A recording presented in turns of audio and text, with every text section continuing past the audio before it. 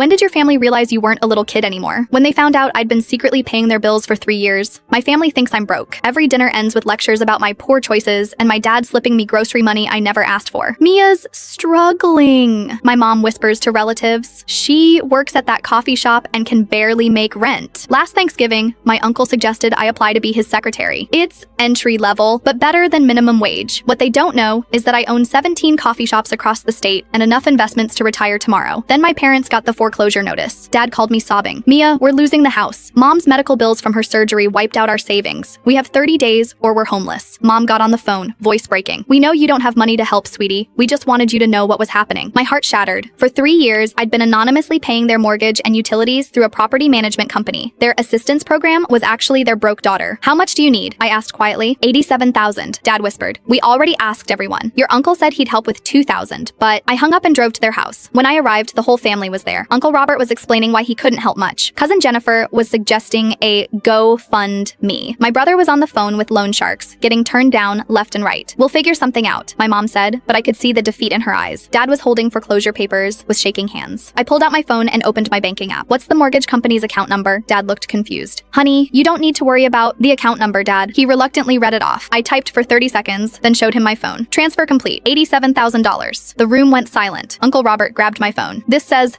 your account balance is $7,400,000. I finished. Give or take a few investments. My mom fainted. When she came to, the questions started flying. Where did you get this money? How long have you had it? Why didn't you tell us? I took a deep breath. Remember when you were worried about making your house payment 3 years ago and suddenly you qualified for that assistance program? That was me. Dad's face went white. The utilities assistance? The insurance help? All me. I've been covering about 60% of your monthly expenses for 3 years. My aunt was staring at me like I'd grown a second head. But you work at a coffee shop. I own the coffee shop and 16 others. I started with the money Grandpa left me and built a business empire while you all worried I couldn't balance a checkbook. My cousin Jennifer was scrolling through her phone. Oh my God, you're M. Starduck's coffee group. You bought the building where I work. You're my landlord. Uncle Robert looked at the foreclosure notice, then at me. All those times I offered you job advice. You were giving career counseling to someone who employs 47 people. The silence was deafening. Finally, my mom spoke. Why didn't you tell us? Because I liked having a family that loved me for who I was, not what I had. Every Sunday dinner where you worried about my rent money. Every Christmas where you gave me practical gifts because I needed them. You were loving me, not my bank account. I didn't want money to change that dynamic or make family gatherings feel transactional. Dad started crying. We made you feel like you had to hide your success. No, I said gently. You made me feel loved even when you thought I was failing. That's worth more than any business deal. 6 months later, at my mom's birthday dinner, Uncle Robert raised his glass. To Mia, who taught us that success isn't about what people see, it's about who you lift up when nobody's watching. My parents still slip me grocery money sometimes. I still take it because some traditions are worth more than pride.